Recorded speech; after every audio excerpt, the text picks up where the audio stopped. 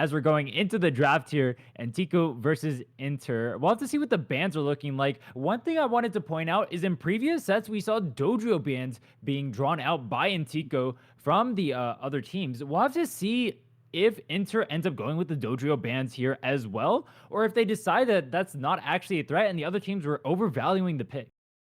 Yeah, I feel like Dodrio definitely plays an interesting role in the speedster meta right now. It's one of those characters that does not really have a lot of room for failure. You really have to perform after the pick, because once you get shut down and like start losing your lead, it becomes a really just sitting duck. So we'll see if intergovernmentalizations brings it out. But Antiku going for that slow bro pick. This guy's taunting me right now. He's hovering the Cerule edge. We had the first pick Slowbro into Cerule edge hover. All right, dude. These guys are just watching the stream right now. I can tell. All right, Drop a you want like. the attention? I'll give it to you. The Sylveon pick picked up right now. Love to see it. I mean, it's either that or the Cramorant is what it's seeming like so far for that attacker pick. We see the other one picked up on the other side. It just seems like a handshake between both these teams. Both these characters extremely solid, can do a lot throughout the entire game. Great throughout every point in the game. I will say I feel like Cramorant is a little bit more impactful though. Yeah, I do agree. Sylveon can be a little bit more kited than Cramorant can, and Cramorant's like the master of kiting too. So when it comes to the mirror, as long as Cramorant just does its due diligence and keeps that spacing with that dive, it can easily outperform a Sylveon. As we see the Trevenant coming out here. Now, Trevenant is an interesting, I mean, not too interesting in the sense that we see it like every single game, but you mentioned it before where you feel like the Trevenant hasn't gotten too much value. And I think I agree with that. I feel like it doesn't get too much value into the Cramorant. I feel like it doesn't punish the Slowbro who has a terrible early game. I feel like the Trevenant into Slowbro matchup is just really weird. You can, if you play it well, find picks on the Slowbro to try and 100 and 0 it before it gets its Unite move off. So you essentially cancel the Unite move like that. But we haven't seen any gameplay like that yet. And now from Anteiku, we see a combo that they ended up running earlier. We see the Blissey Scyther Cramorant core that they ran before. Now, I don't believe they ended up winning with this comp, but seeing them run it back, it looks like they're very familiar with this and just want to try it out again. Yeah, they do have this brawler in Aegislash to really complement the assassin in the Scyther. These two are going to definitely be looking to match each other and stay in the tempo, make sure that that brawler is absorbing enough attention and doing enough damage for the assassin to come in and clean up. We do see the Cerule Edge lock, though, from Intergovernmentalizations. It's going to have an interesting time trying to match this Scyther. But I feel like if Cerule Edge lands a really clean ult and just locks down, starts the lockdown for Anteiku, or just uses that ult to finish things up, it's going to be really interesting to see.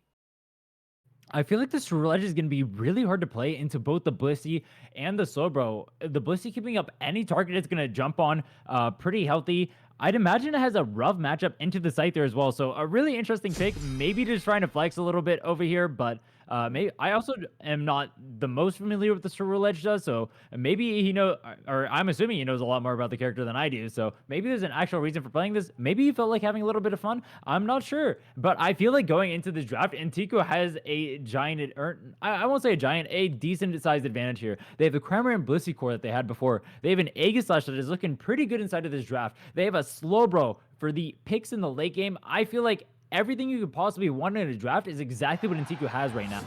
100%. I absolutely agree. It's really going to be on intergovernmentalizations to try to find some sort of macro outplay Antiku on your purple side and intergovernmentalizations on your right. It does look like they are going to be sending this Sharkadet into the top side, and the Luca's going bottom here. How do you feel about that, Rin?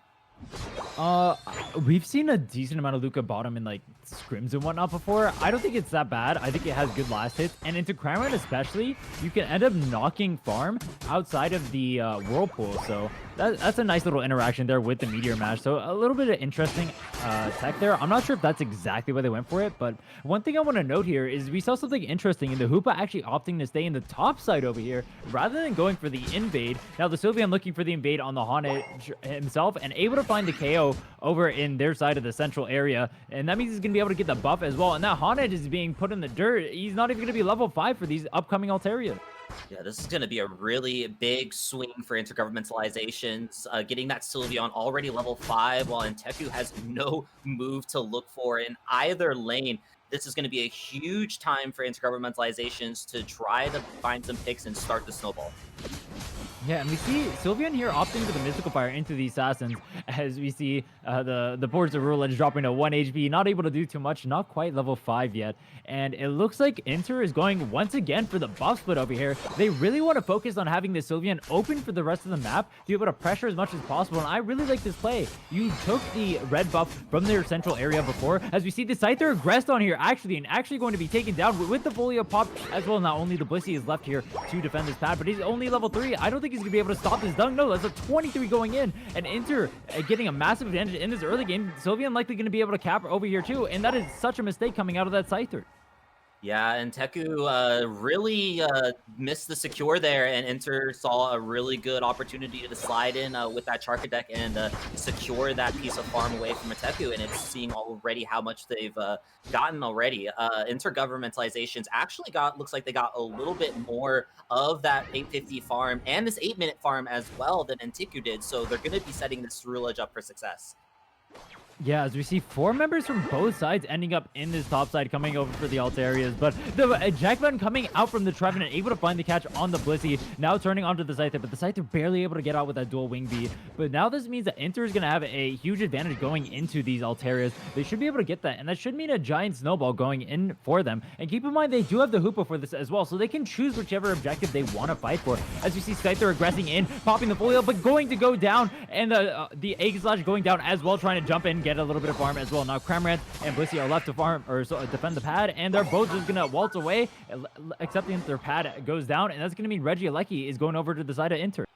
Yeah, when in Rome, Intergovernmentalizations will be prioritizing this top lane objective. They've also left this bottom lane Lucario to completely scale against the Slowbro. They're finally able to find one piece of farm and hit that level 7, but Lucario was farming for free in that bottom side while Inter was controlling the top end. So they've absolutely gotten the snowball started, and they're looking to keep things going while Anteiku is looking for some way to stem this bleeding. Yeah, and his Egg Slash just keeps getting farmed. I think that's 4 KOs on him. So much EXP being handed over to Anteiku over here. As you see, or I mean, Inter over here, rather. As you see them pressuring both sides of the map right now. Both the Scyther is going to go down on the top side with the Regieleki crashing. And at the same time, they're getting the Regirock on that bottom side as well. In an outnumbered scenario, it is so ridiculous what Inter is doing right now. They're winning both sides of the map in outnumbered situations on both sides of these maps. They have 2 level 10s. Meanwhile, we don't even have a single level 9 for the side of Anteiku right now. Yeah, not a Unite might to look for from Anteiku, but that's going to be a Unite that Intergovernmentalizations is going to use, cutting down with that Rule Edge. They're going to try to look for some sort of execution on multiple low member HP bars from Inter. It's not looking like they're going to secure, though. Scyther's going to clean up too, and now Trevenant finally getting some value in this bottom side as they're going to look to break this bottom side. Yeah, and this pad is going to get extremely low here. Not quite able to break it. It left at 23, but this is absolutely primed for a good overcap in the later stages of the game.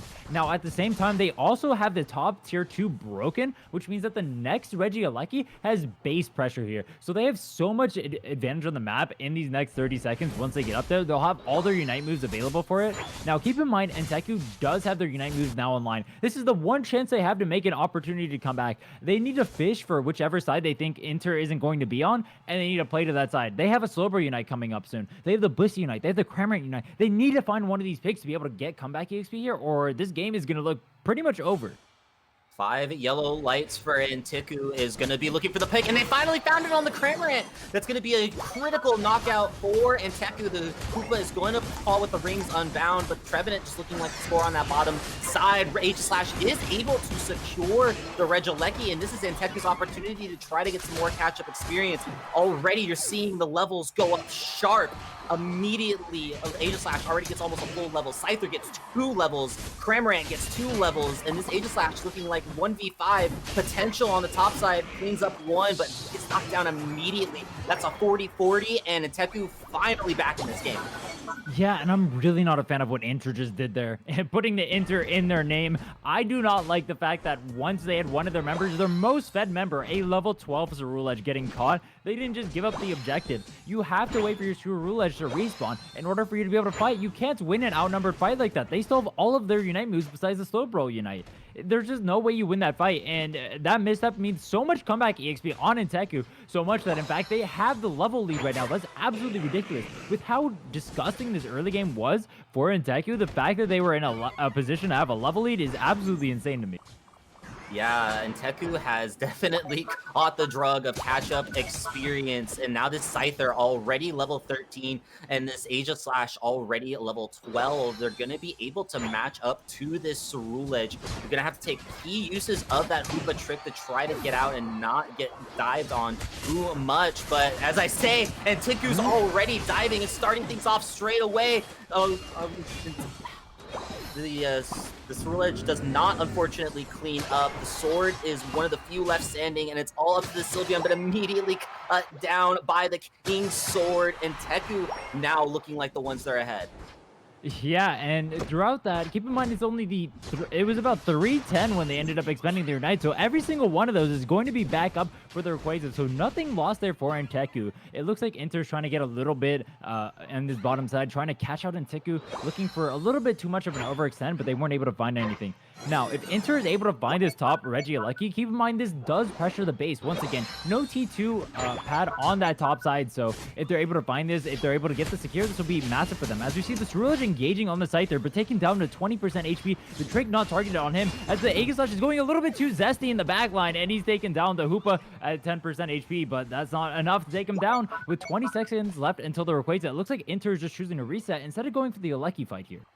Yeah, probably trying to call things safely and not allow for any shenaniganry, because we've seen Anteiku definitely get up to some shenaniganry in these last 2-minute situations. And now set up, this Cramorant is already a level 14, but still lacking the Gatling Bolt missile. All right, finally they lock into it, and that's the rest of the lights for Anteiku to go into this Rayquaza pit. As we see the Trevenant engaged on, taken out of his passive, that is a major cooldown down for that Trevenant here. Level advantage for the side of Anteiku by a decent amount. This Cramorant is level 14. A Unite move on him plus the Blissey means that this is going to be game over for Inter. But we'll have to see how they go, as it looks like a Trevenant is trying to engage here, but no follow-up on the Woodhammer. As they find this Cerulege, the Unite moves from both the Aegislash and the Slowbro come out, as we see Cramorant Unite popped as well. Trevenant going down. Hoopa left at 1 HP. He's trying to save his Unite move. He's trying to get the Cerulege back in here, but I don't think he's going to have the time for it. Rayquaza left at half HP. We see the Unite move come out, but that's not going to get any value. The Sylveon Unite comes out. He's trying to pressure the Cramorant right now, but with only being the Mystical Fire variant, he has no damage. Blissey Unite forces the Lucario out, and now the Rayquaza is still at half HP. Only the Lucario really for Sekiro left to be able to get it. Is he going to get it with the Power Punch? No, it goes over to the Slowbro, and that is Anteiku with all Rayquaza shields on every single member of their team.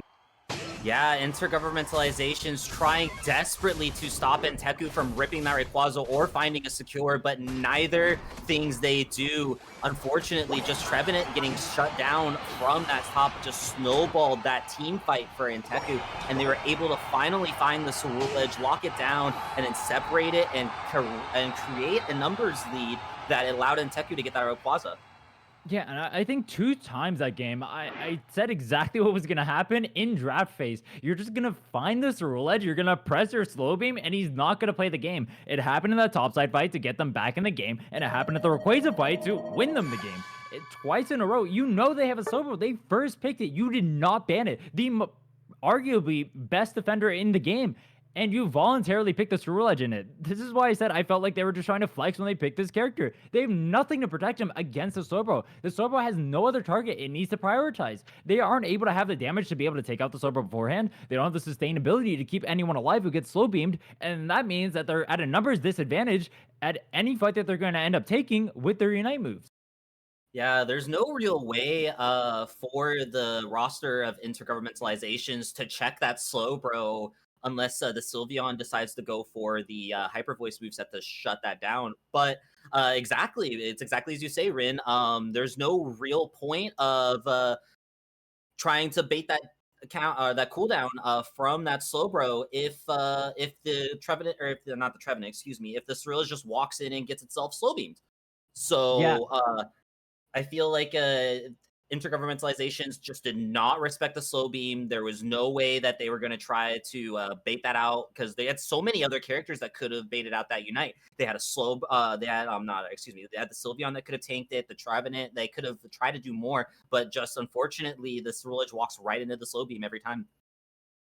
Yeah, the Sobro props to the Sobro for being able to find the Ceruledge at pretty much every single opportunity that they needed to. But also, it's a little bit on the Ceruledge as well for being caught out in positions where his team was not able to help them. Maybe if the Trevenant is there, they can CC some of the enemy team, so that way you're not able to, or they're not able to do as much damage to you. So you actually live through the slow beam, even though they don't have something like a Blissey Shield to keep them alive. There are other means of playing around it, though. I do think that the draft was lopsided towards Anteku's favors, as we pointed out in the early stages. And despite them having a disadvantage in the early game, I really feel like that's where you can see the draft difference come into play. The fact that they were able to just like fall so far behind and then yet still crawl back in the game because their draft has so many comeback mechanics. But then on top of that, if they're ever even in the game, it is impossible. It is literally impossible for Inter to play. I just don't frankly, I don't understand a lot of the drafting that's going on today, but that's pretty standard for Pokemon Unite, if I'm being honest. Yeah, draft does separate those situations where players are equal skill. I feel like Inteku just had a royal flush of a draft. When it came down to it, they have the Slowbro to stop the Ceruledge and even Lucario if it got ahead. They have a Brawler to match up with their Assassin. They have a really high DPS carry in that Cramorant, and then they've got the Blissey to make everything perfect with the cherry on top. So what with that cake that Intuku's built, I feel like if they get a draft like this again, Intergovernmentalizations is going to be in really big trouble. So then going into this game too, what is something you want to see interchange going into the draft? What is something you think that they should improve on besides this rule edge pick? Because I don't think that was the only issue with their draft. Yeah. Unfortunately, didn't look like they were able to get as much value out of the Lucario, but I don't really feel like that was Lucario's fault, more or less. It was definitely just more of a draft difference in the more broader sense of things. They took advantage of it in game while matching it up against that Slowbro to try to scale it, but they didn't get much value out of it outside of that. So maybe finding a different pick in that bottom side. Something that would be a little bit more balanced to their composition. Maybe something like an assassin, something that could really hop in to match with the Sylveon and with the Ceruledge, so that they could try to find more opportunities in team fights. I think I'm expecting a Slowbro band coming out here. I don't think we're gonna see that character again in this set. I would not be surprised if we don't see it again in the rest of this tournament. There was a reason it was banned in most of our games that we watched earlier. There's a reason why people are not letting this through, and there's a reason, or that well, that reason is no one wants to play against it, and also it's stupid OP. So let's just ban it. Let's make the game fair. Let's go ahead and have a nice game of Pokemon Unite, where one person getting caught out doesn't mean insta death. Yeah, true. I feel that if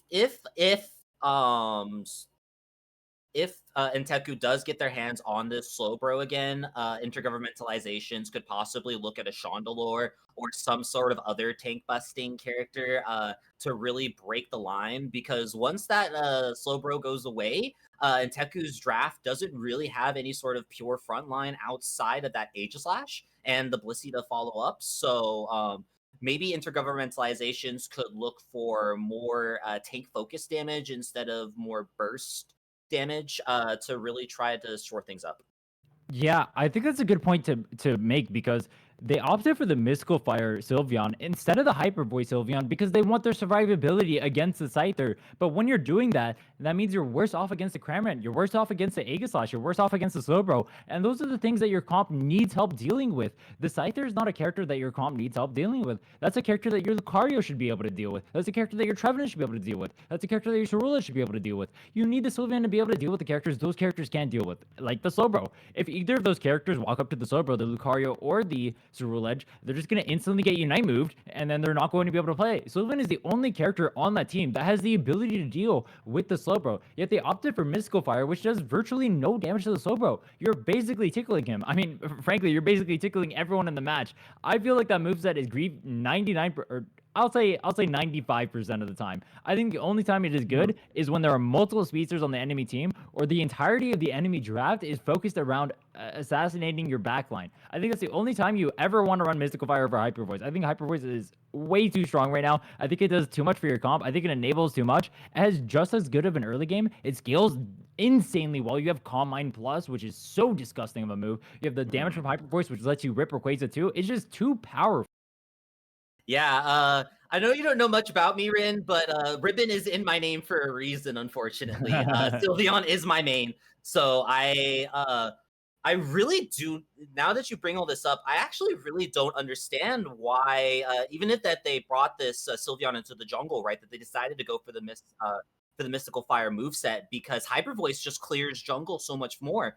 It allows you to really just scale faster, allows you to get those camps faster and get back into and get into team fights faster. So while Mystical Fire is terrible at clearing all Altaria families, so I really feel like maybe that adjustment could be the thing that intergovernmentalizations really needs. Yeah, if they do draft the Sylveon, I want to see Hyper Voice in probably any of the drafts we're going to end up seeing today based on the characters that we're seeing picked. But we'll have to see if they end up going through with that. Now, Latam is a region that I know notoriously picks Mystical Fire all the time that I see them, frankly. I think they pick that moveset a lot because it does much better into speedsters like Zoroark or Dodrio, so they're more used to playing it. But I think Hyper Voice is definitely the wave. I think that's definitely the way to go most of the time. And if we see Sylveon picked and it's not Hyper Voice, I feel like it's not worth prio picking like that. You should just take up the Cramorant instead. And that's something they left for the wayside, actually. They ended up saying that, you know what, you can have the Cramorant. And that ended up biting them in the butt. The Cramorant looks so powerful. And if it presses its Unite move, no one on the enemy team got to play the game. You try to walk up to it, you just end up chunking half your health bar before you even get to attempt to kill the Cramorant. And then you have a Blissey Unite on top of that. It's just so unfair to play against. Yeah, and even though it's a pick that you find on top of, once that 50% HP goes down to below 50%, getting that boosted, those boosted autos from its passive, really just does make it a terror to try to take down as well. So I feel like the main reason that this Mystical Fire did not succeed was also that intergovernmentalizations ran 3 attack items on it, and trying to go for that glass cannon, Mystical Fire burst move set just doesn't really work out into something such as tanky as the comp that Anteiku was running. You need a little bit more defensive items. You need maybe like a focus band or a buddy barrier, possibly even the potion that we see that speedsters run a lot. So maybe if they can bring that back and try to get priority on the Sylveon, I feel like they're still gonna have trouble running into this Cramorant though. I'm curious. You mentioned you're a Sylveon main. I didn't know that before. What do you or how do you feel about the giant Sylveon prio we're seeing in a lot of these games, often taken on the first two picks? I think the main reason we're seeing Sylveon in the meta right now is it's very extremely dependable, just like Cramorant is. Doesn't really truly have a bad matchup. And it plays into a lot of things really well. You can pick it early, and it can synergize with a lot of picks, whether you want to push a more attack dive or more special attack backline. So I just feel like all around, it's just a safe thing to lock in early. Yeah, I agree completely. I feel like it's a character that can fit in every draft. It can do everything. If you want to go dive, as you mentioned, you can do that. If you want to play safe, you can do that. It synergizes really well with other special attackers, as you mentioned. It's just a great character right now. And then it scales so well, too. It's so safe. It has Calm Mind Plus. It has its Unite move. It has so much healing. As we see the Slowbro band coming out, just like I thought. I Ooh. don't want to play against that one again. Someone surprised that they're doing that when their first pick. They could have taken it away, but now this gives Anteiku the opportunity to take away the Trevenant that we saw in the last game. But I will say that intergovernmentalizations does look like they have a plan, locking in this Blaziken first. First time we're gonna see it on the cast today. Locking in one mime with that Cramorant. Ooh, that looks like a very destructive team fighting core that intergovernmentalization has built. Yeah, Mind plus Cramorant, very strong combo indeed. With the Blaziken over here as well. Blaziken extremely highly contested. We actually see the Leafeon ban coming out, which is somewhat interesting. I'm surprised they would leave the Blaziken up over the the Blaziken up over the Leafeon here, as I feel like with your Sylveon and with the Absol that they would likely draft into the Leafeon if it were picked, you have a pretty good chance of beating it or at least neutralizing its early game, meaning that you're going to scale better going into the late game. So very surprising to see the Leafeon ban instead of the Blaziken ban here, but I'm not too familiar with this Absol matchup, so we'll have to see how they end up doing going into this Blaziken. I would say this matchup is going to be very Interesting. I feel like it's gonna have more trouble than success. You're running into two all-rounders that can easily pick you out. You're running into a Cramorant that's gonna have a Mime and an Eldegoss protecting it. It's gonna take some really slippery dodges and pursuits to really get in there. But Anteku's doubling down on this dive. They want to kill this Cramorant. And I feel like Meow definitely has an interesting position here. How do you feel about it? I feel like if the Meow gets into the back line and deletes this Cramorant, it's gonna have a hard time possibly dealing with the Blaziken and the Metagross afterwards, though. Yeah, I'm really surprised they ended up drafting double speedster into Blaziken Metagross. You can roll the Blaziken in the early game, but the Metagross checks you so hard, I feel. It's virtually impossible for either of these characters to kill it. And then on top of that, you're going to take so much damage from him. He's just going to, because you're such a squishy character, he just does like 80% of your HP in a single combo. So very surprising to see it come out. But LATAM is a region that is notorious for playing double speedsters. They like to play these extremely aggressive comps, so they're very familiar with this type of game style. They probably know more about how to pilot this comp than I do. So I'm interested to see how they end up playing around the double all-rounder comp. If they end up falling behind, obviously they're going to lose, but they have so much early momentum from the Sylveon, from the Absol, that they should be able to snowball the game, at least in the early game, and we'll have to see how they end up playing it out from there. Yeah, Teku's definitely formed a wrecking ball of a composition here, but I don't know how bundled up I would want to be against a Mime and a Blaziken, because Bush Check Blaziken sounds like a really fun time that Natla Chaos is going to have. They're going to have so much freedom to set up and really catch Inteku off guard, because Inteku's definitely going to be pushing into intergovernmentalizations, but here we go. It's why we play the game. 0-1 Intergovernmentalizations is looking for a cleanup on the purple side to bring us to a game 3 situation, while Inteku is looking to close this thing out. Yeah, and we see the Phantom invading here, stealing that red buff from the Cramorant. That's so unfortunate for him. And it's nice to see when teams go for these unique invades like this. You see that they leave their Sylveon down in that bottom side, and they don't have their support invading. Rather, they have their tank player invading, which normally we end up seeing something like a Hoopa support invading or a Blissey invading with their X-Speed and whatnot. But now they're saying the Phantom doesn't do much in this early game to help the bottom side. The Sylveon doesn't really need too much help. They just need to put this Cramorant in the dirt, and I agree with it. I really like this play coming out so far from Anteiku.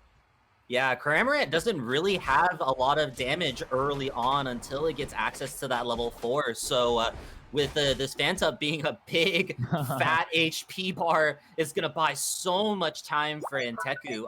And it's why I love seeing these Defender invades, because you can really just out-tank it and even just get some knockouts as well.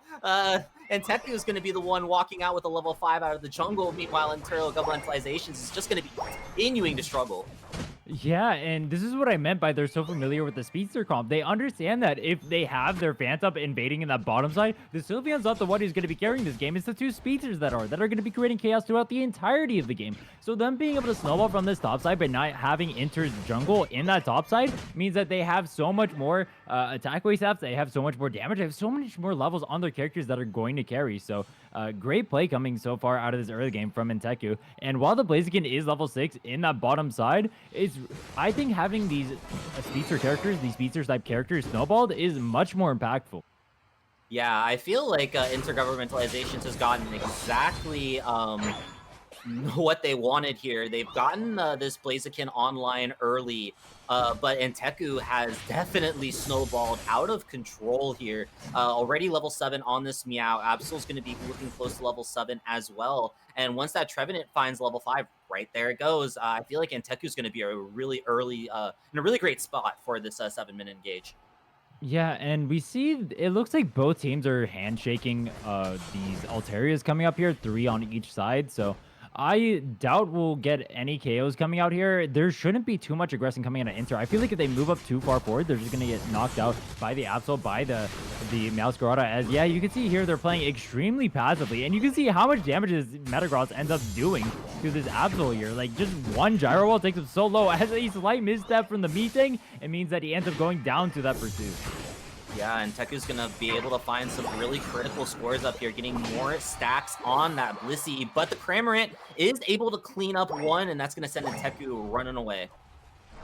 Yeah, as the Blaziken is starting up this bottom Regirock and starting up he was securing it already. 10 seconds into his spawn. Solo securing that level 9 right now. Meanwhile, not a single Unite move for Anteiku. And it looks like they ended up misstepping a little bit towards the later stages of this early game. Anteiku losing both objectives on both sides of the map, despite being the team that needs to snowball here. You do not want to see that if you're an Anteiku fan right now.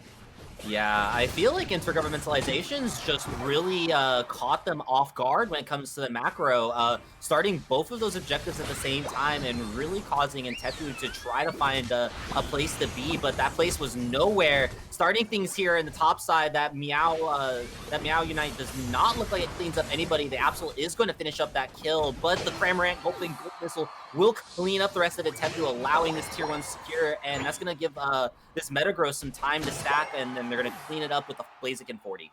Yeah, and this is so disastrous for Anteiku. You lose the bottom Reggie, you lose the top Reggie, and not only that, you had the Blaziken invading your central area, stealing your buffs, and then you crash the top pad. All of you get KO'd in that top side. This is so disastrous. Yet, I say that, and it's a 5-point lead for Anteiku right now. I don't even know how it's possible without any of the pads being broken for the side of Inter. This is actually weirdly close for the game. I feel like the game should not be in this kind of state. As you see the Mr. Mime Unite coming out on the Meowscarada, he's able to find the barrier, and he's able to knock out the Meowscarada. Now pressuring the pad, we see the Metagross looking a little bit forward, but decides not to go forward as they don't have too much more gas in the tank. I'm honestly questioning Anteiku's tier 1 break there. They need XP. They need to scale. They need to be able to try to find some fights, but breaking that tier 1 is not only denying them that free farm in the bottom side that's closer to their tier 1, but also giving intergovernmentalizations more farm to get even more ahead. So I feel like intergovernmentalizations is getting everything they want right now, scaling this Metagross up. This Blaziken's already getting more and more out of control, and Anteku's going to need to find some sort of avenue to get in. Yeah, as we see the Trevenant looking for an engager, able to force the Eldegoss Unite, as you see the Metagross uniting as well, but that Meowscarada is able to find the backside, but the Blaziken is going to be securing the Regirock. As you see how much damage the Gulping Gatling Missile, or Gatling Gulp Missile, can do to the entirety of Anteiku. Everyone getting wiped out by it, and Absol says, I want none of that, I'm just going to go dunk on the top side. Yeah, getting some free points is a very extremely small consolation right now for Anteiku, as they're still getting cleaned up in this bottom side. It was just so unfortunate that neither of the dive characters were able to get inside that Metagross Compute and Crush, and honestly got locked out by it. You saw that Meowscarada prancing into a wall and not able to secure that Reggie on the bottom side. So it's governmentalizations continuing to snowball, continuing to find knockouts, and it's looking dangerous here for Anteiku. I don't know how they're going to be able to find a way to get in here. Ooh. Dude, that damage coming out of the over, you almost one-shot them. We see the absolute sucker punch landing on the Blaziken. Blaziken at 1 HP. He needs to find the KO here for this comeback XP, but he's not able to have it or find it. The Metagross zoning is just too much. They find the Woodhammer on the Mr. Mime, maybe going to go down here to the Meowscarada, but no, the barrier is going to keep him nice and safe. And it looks like anytime Anteiku is trying to make a counter punch this game, they're just met with Inter just absolutely destroying them, just absolutely outplaying them at every single turn. 2 level 13s for Inter, meanwhile, and only 2 level 11s for the side of Anteiku. Able to find the KO on the Cramorant. That is 1 level 13, giving comeback XP over to that Absol, but it's the 3-minute mark. You're only level 12 on an Absol, a character that needs to snowball. That's not exactly great news for you. Yeah, especially when you're fighting into big, bulky targets like this level 12 Metagross and this level 13 Blaziken. And Anteku's finally finding some knockouts. They might be able to push in on this tier 2. Meow going immediately for that Regieleki. This might be Anteku's opportunity. That's 90 points in, Rin. How have they found this turnaround? Yeah, it looks like, well, the scrappy fights are going to favor the speedster team so much, as we see them actually going for the top Aleki at the same exact time as they're being chased. You can see they're just barely maneuvering outside of these fights, and this is what happens when you're very familiar with a comp like this. They know what they need to do. They need to create the chaos. That is what their team excels at. They can move around the map so quickly with the Absol and with the Meowscarada, with the Sylveon, so that's exactly what they need to do, and that's exactly what they're doing right now. As we see, a Registeel is actually going to go over to Inter going into this raid, and it's going to last pretty much the entirety of raid. That is a 220 Registeel taken right there, and with an over 100 point lead for Anteiku right now, that's going to be very useful, as they need to win a raid fight here to win this game. Yeah, those boosts to that attack and special attack are going to be so beneficial to every single character on Intergovernmentalizations. We've really been seeing this mime controlling the mid game and allowing Intergovernmentalizations to get as many picks as possible, but now they're trying to look like they're hitting Rayquaza, looking like they're baiting it, but the team fight has already started. Gatling Gold Missile is found on top of the Sylveon, but it is not enough. It's looking like Metagross is diving more and more into this backline. Speedsters cannot find a pick anywhere, though. The health bars are too full. This Eldegoss is working overtime right now for them, Rin.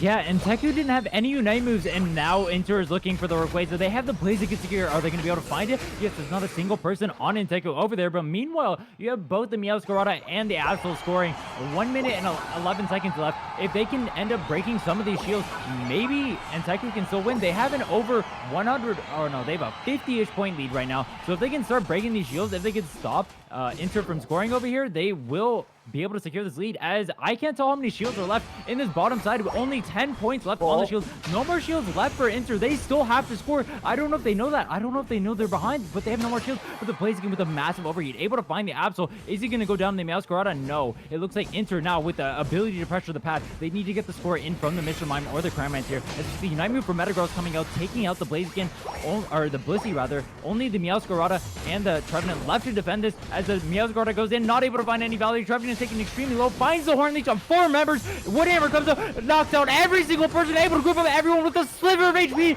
and is able to hold it. But no, that score from the Metagross. The score from the Metagross, only 20 seconds left, and Seiko needs to find a score right now. Oh, it's so close, so heartbreaking, and Teku was holding that so well, but they could not get the damage on the Metagross. They could not find the pressure to break that Rayquaza shield, considering that's an all-rounder. That shield is tanky, and that's the thing that keeps Inter in this, and we're going into a Game 3 situation, Ren.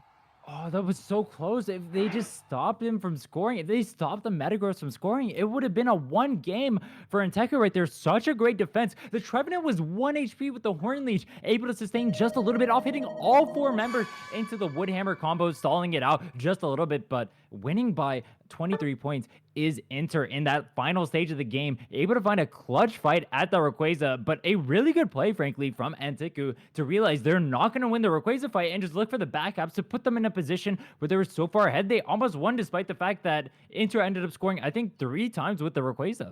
They did score in the tier 1 bottom and then the tier 2 top, right?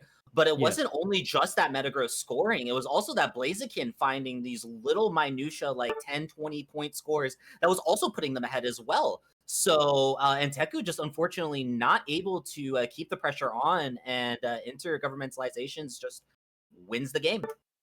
Yeah, I mean, that was such a close game. That was actually insane. Despite the fact that Nintendo had such a bad early game, somehow they keep crawling their ways back in these games. I mean, I mentioned it before the series even started. Despite the fact that they're falling behind, they find ways to get this comeback EXP and find super close positions in these Rayquazas. All they need to do is, if they can shore up their early game a little bit, which they should have advantages in given their comp, I think they should be able to go into this Rayquazas as the team with the advantage here.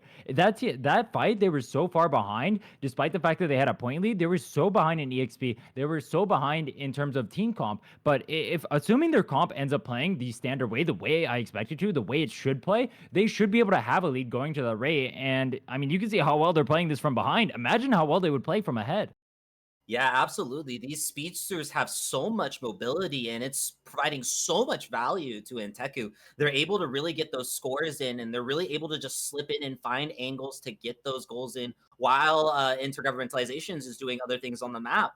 And I really feel like as long as they keep this pressure on and this more scoring focused mindset, I really feel like Intiku can try to close this out. Maybe it's why we're seeing Dodrio bans against them, right? This is a team that looks so infinitely comfortable in a double speedster composition, and Dodrio really especially shines when it comes to that scoring angle. So, Intergovernmentalizations has a very interesting puzzle in front of them, Ryan. How do you feel they find one area to counter this double speedster comp? Oof.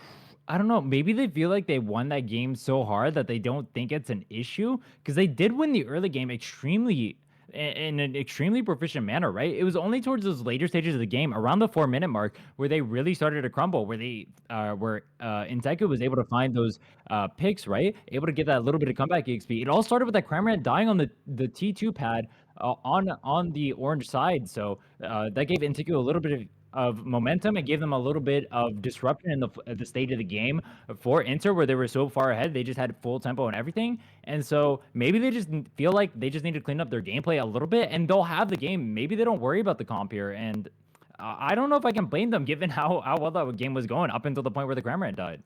Yeah, I really just feel like the only reason they were struggling so early was because they had no real answer to this Blaziken. That's a character that you can't burst down. It's a character that you can't like try to chase down because it just sits in a bush and then overheats you and now you're dead. So I really feel like they might need to try to look for some more lockdown, maybe potentially in that Espeon, like I mentioned earlier, or that Pikachu. They just need more CC to lock down these speedsters. I don't feel like they need the damage to really blow them up. Curious what you think. What do you think needs to happen in this game?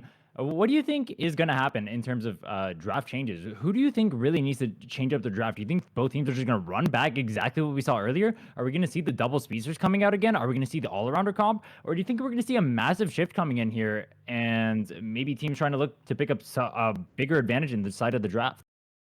I feel like all of the control right now is underneath Anteiku. Even though intergovernmentalizations won that game, they won that game by a hair. So I feel like Anteiku is just sitting pretty right now. They seem to have the draft edge when it comes to these last two games. They even though they didn't have the best composition into what intergovernmentalizations was trying to do on game two, they still found the avenue to make their comp succeed even though they didn't have to go for that team fight or um, that Rayquaza push, I should say. So I really feel like it's just on Antiku to literally clean up these little micro mistakes, and they can continue to carry.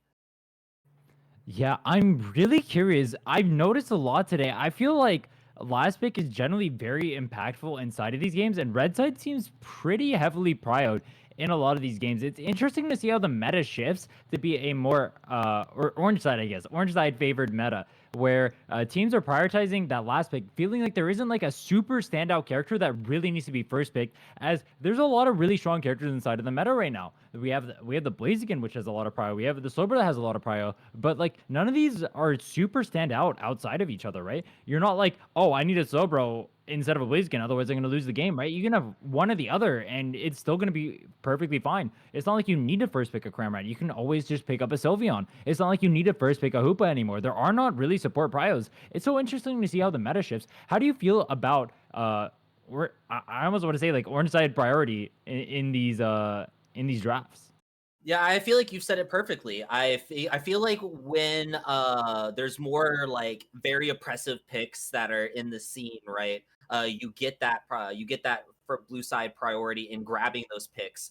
But I feel like I've always said when it comes down to orange side, you just have more opportunities to counter. If you are the better drafter, you will win on orange side without any sort of counterplay because you get two picks to counter the first pick and you get that last pick as well. So I feel like if you guys are the better drafters, you can just take advantages that really aren't available on the blue side.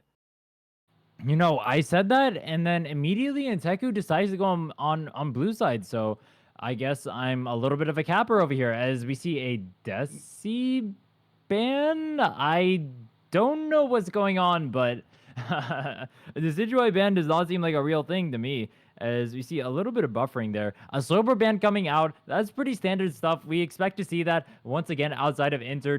They do not want to see that again from Anteiku. It looked so unstoppable in that first game, despite the fact that Anteiku ended up falling behind. The sober just crawling them out of the jaws of defeat and just winning them both of the crucial team fights to secure a victory for Anteiku. Yeah, I'm gonna give Antiku an inch of credit here, right?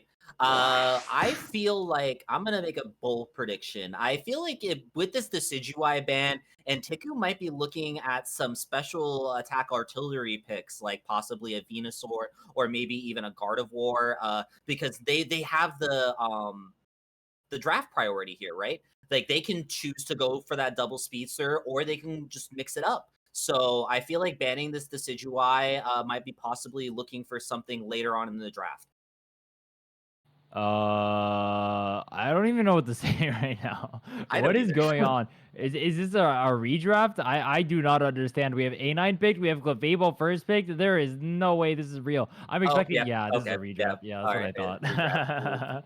Well, Okay. I so gave much him for an this inch. I draft. gave him an inch.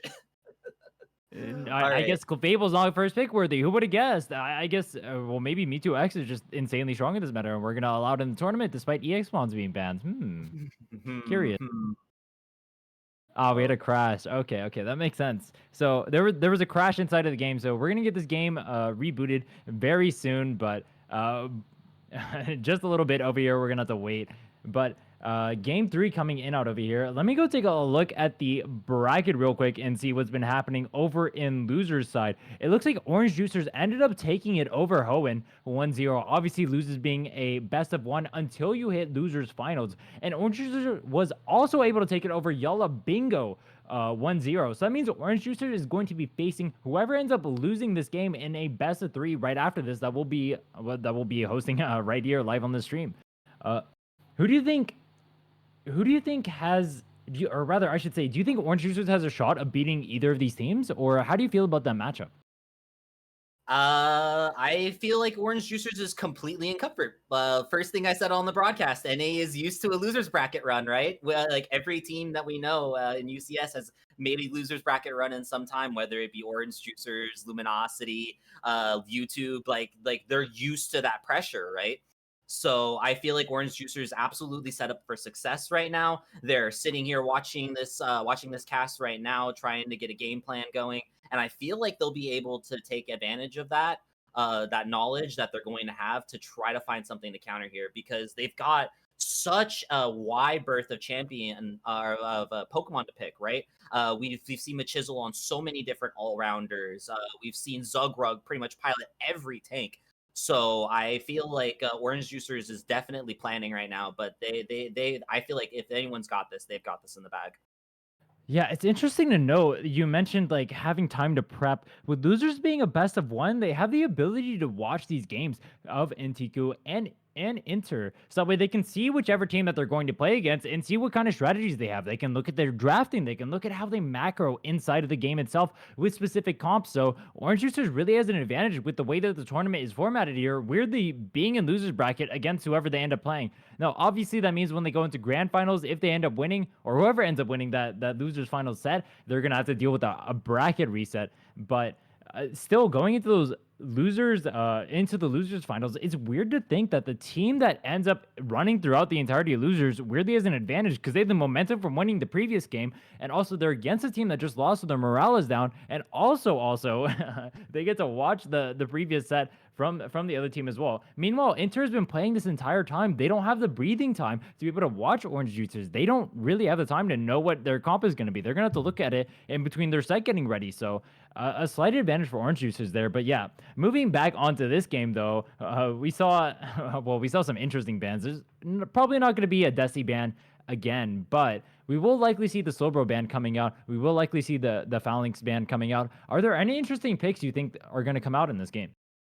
We did see a Blaziken priority from intergovernmentalizations in that game too, so maybe they might look for it again. But I feel like being on orange side here, this isn't a pick they're going to be able to prioritize. So they're definitely probably looking for either that Sylveon or that Cramorant. I would like to possibly see a shakeup in supports, maybe try to get that Mime away from Anteiku, because Mime is just such a great overall pick. It's comfortable into many defenders and also many supports as well. So I feel like if they can take advantage of being on that orange side, they can try to find some way to try to outdraft Intiku.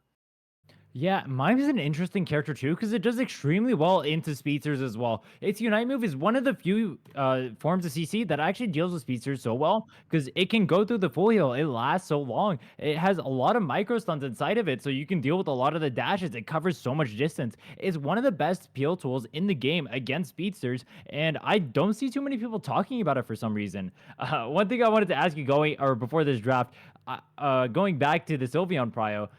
Is there a character you feel like you don't like facing when you play the Sylveon? Is there a character you feel like counters you? I feel like Mew is definitely the worst matchup that Sylveon has, mainly just because Sylveon's not the best secure, right? It does great damage, but unless you're really skilled with that hyper voice, like getting that first tick on the frame one, Mew out secures you in lane a lot and can really put that pressure on and not allow you to get off. So I feel like if Anteiku brings out the Mew, then that would be probably the best answer in the Sylveon that they could bring out.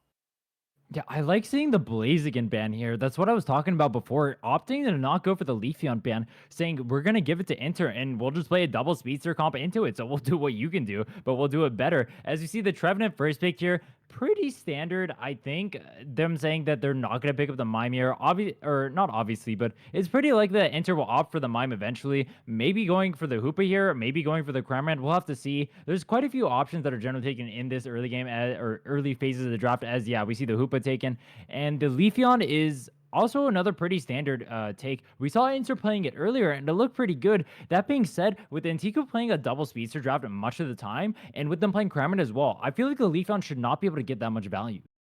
I also feel like Antiku exactly wants this Leafeon pick to go over to intergovernmentalizations because we've seen Anysus pop off on this Absol, and Absol just seems to be the best speedster counter in the meta right now. Intergovernmentalizations does find that Mr. Mime, and they do pick. I do like this Metagross pick here because whatever Antiku locks in, whether it's double draft or excuse me, double speedster or more mage power, I feel like Metagross will be able to really get into this backline. Yeah, and we see the Mime once again. So if they draft a double speedster comp, they're gonna have a little bit of trouble. But if we see this Aegislash come out, which we do, I mean, this is the comp we've seen Antiku play, I think 3 or 4 times now. So we know they're obviously extremely comfortable with it. But that's the Zero Aura that we ended up seeing earlier. So this is likely gonna be the trick variant of Hoopa and not Hyperspace Hole. So that'll be interesting to see. I do think Zero Aura is an interesting curveball here. Now, I don't think Inter has a way of dealing with the Cramorant inside of its Unite paired with the Blissey. So I actually think if Anteiku can make it out of this early game, I think they have an advantage. And because the Hoopa is opting for Trick instead of Hyperspace Hold, that just makes the early game from Inter a little bit worse, which means, yeah, from Inter a little bit worse. So maybe Anteiku can look for a little bit of an advantage here inside of that early game. Yeah, I feel like Inter is absolutely going to be relying on this mime to try to do some initial chunk damage and try to find some openings along with this Metagross so that these double speedsters can clean up. Because while Leafeon might have a little bit more trouble getting past that Blissey and past that Trevenant, both of Zorora's movesets will be able to just hop over that that front line quite literally. So I feel like that comboed with Discharge could really blow up a and along with the Unite as well, could really blow up that Cramorant before it's able to get that Unite and before Bliss is able to cover. So one thing we'll have to watch out for going into these games is going to be the Aegislash. The biggest weakness in their draft is that Aegislash in the early game not able to provide too much until it hits that level 7 mark when it actually evolves into the Aegislash from the Doublade. So if they can find a way to put the Aegislash behind, if they can find a way to get an invade, a successful invade with the Hoopa again, like they did last time into this comp, I don't remember if that was Inters who did it or another team, but another team or one of the teams ended up invading this Aegislash while it was doing its central area farm. As we actually see now, looking for the red buff here, we'll have to see if the Aegislash ends up securing it. But if the Aegislash does not secure this, then the early game is so bad for it. As we actually see the full heal pop so he can secure it. I really like that play, but also it's so funny to see. Oh yeah, Yutao just presses and tries to grab for a button a little bit too early, and they're just gonna have to settle with A pressing this Chansey away. Meanwhile, this Leafeon already evolved, still scaling in the top side, and this Aurora is in the bottom side along with the Mime. How do you feel about this Zera bot? I mean, it's not the worst. You obviously want to bust it with the Leafeon, so we can pressure this top side much earlier on in the game, but we see the Leafeon actually getting KO'd there first KO going over against that Leafeon, and you do not want to see that if you're an Inter fan. This Leafeon character needs to snowball, but no one on the top side is really snowballed right now for the side of Inter. The game is looking pretty even, and the Aegislash was able to hit level 5 despite the invade. They got no value out of that, and now most of the farm, most of these Alterias went over to Anteiku over here. Meanwhile, on the bottom side, it looks like the same story for Anteiku, so it looks like Antiku's getting out of this early game pretty unscathed, and when you have a Leafeon on your team, or rather you're against a Leafeon, that's exactly what you want. Yeah, Intergovernmentalizations is going to be looking to continue to scale this Leafeon. This Aurora is already almost level 6, almost a full level ahead of this Cramorant. Probably Intergovernmentalizations only saving grace, and now that this Metagross, or excuse me, this has evolved into a Metang now, I now having that gyro ball is definitely going to be looking for these openings to try to find some speedsters. Oh, nice little sneaky bush play right there to make sure that they don't get knocked out. Yeah, and the Drevenant rotating up into that top side is really nice to see right before these Alterias. Just saying he wants that little bit of topside pressure so they can move into these Alterias much easier. But with the Aegislash only being level 6 here, he may go down. As you see the Leafeon, or the Mime rather, able to secure that with the confusion. The Zeraora jumping in, but the Slash not able to do much. He doesn't quite have a discharge yet. Leafeon extremely low, so he can't pressure this tree anymore, and Inter is only going to go out with 1 kill.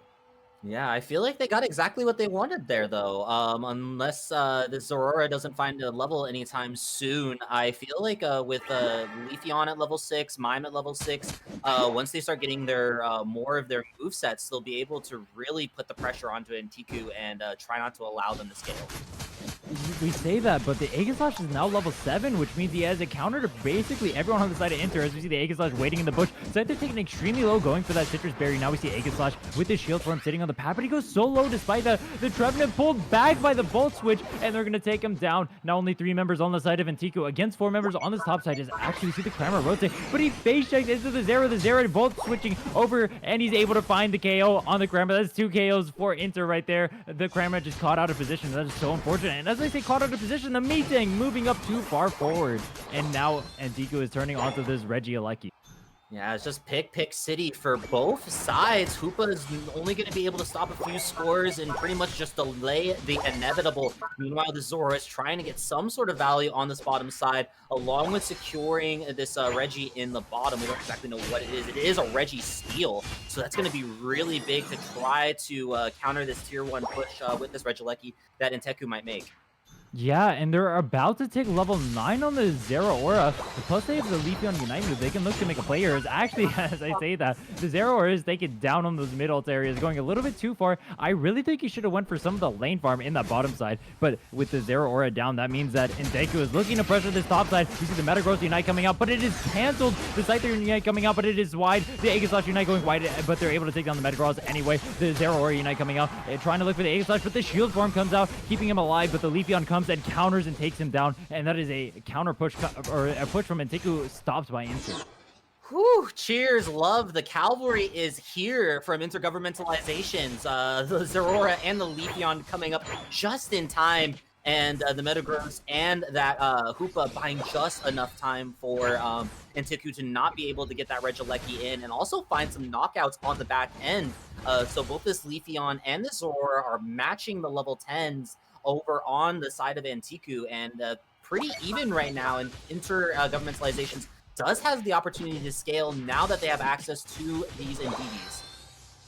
Right, but I do feel like the current game state is favored towards Anteiku. I feel like Inter didn't get what they really wanted out of this Leafeon pick. It is level 11, it is the highest level in the game, but the Aegislash made it out of this early game, and it is right next to you in terms of levels. Inter does have a slight level advantage here, but it is not as much as you want to see from the Leafeon when you draft these kinds of comps. I feel like the Aegislash, I feel like the Blissey plus Cramorant combo, I feel like Anteiku has everything they want going into these later game fights.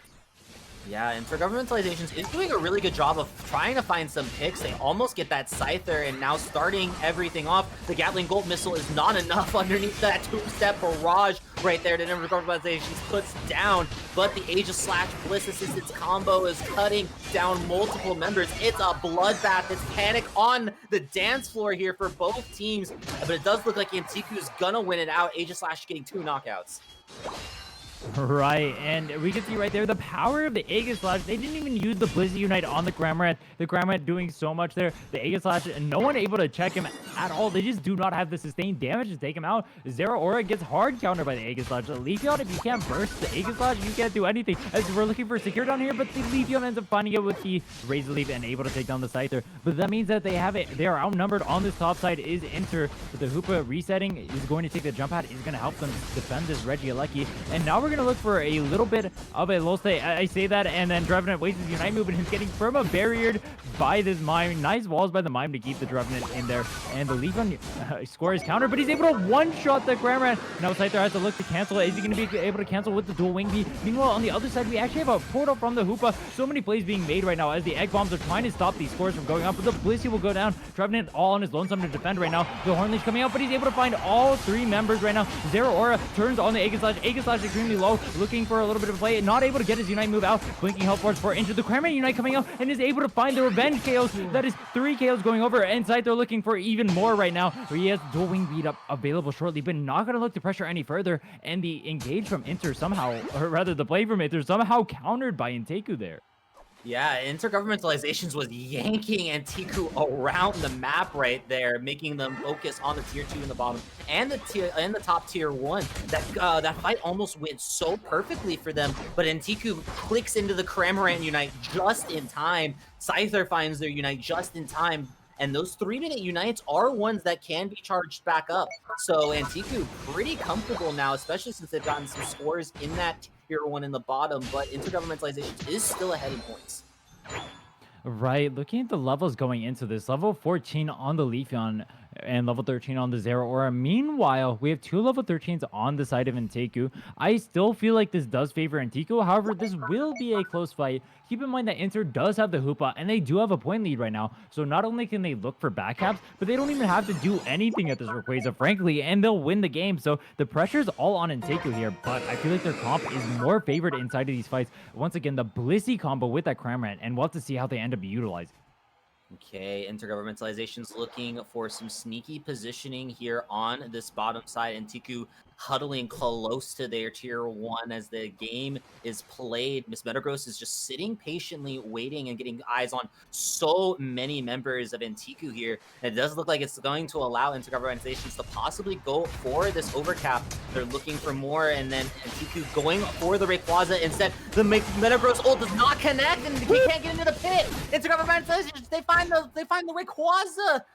What a play! Yeah, the Emerald two-step coming out of the Leafeon to secure it over the Aegis Slash Unite, over the Blizz Unite, and that means that they're going to look to score here. Now, every single player on Anteiku taken out, and that is going to be game over for Anteiku. Game 3 going over to Inter. Am I speaking a little bit too soon? I don't think so. All the shields are still left for Inter. All the points are still yet to be reined in, though.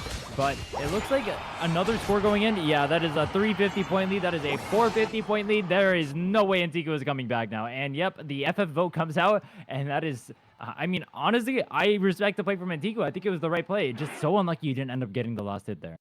Yeah, and Anteiku just was not unfortunately able to outplay the 5v3. The King's Sword does just it misses and it doesn't secure the Rayquaza. Just ends up going over to Intergovernmentalizations on that Emerald 2-step. And just unfortunately, the last hit was not there, and the last hit was the one thing they needed to really make that play worthwhile. So when Intergovernmentalizations gets that Rayquaza and gets to empty their pockets even before they get the Ray Shields, yeah, it's just GG's right there. No way for Anteiku to try to find a sneaky way to get a play back in. And that play right there is one of the plays I called out beforehand, too. Before the set even started, these LATAM teams, if you give them a chance to rip Ray, they'll rip it straight in your face. Like, well, that's not even in their face.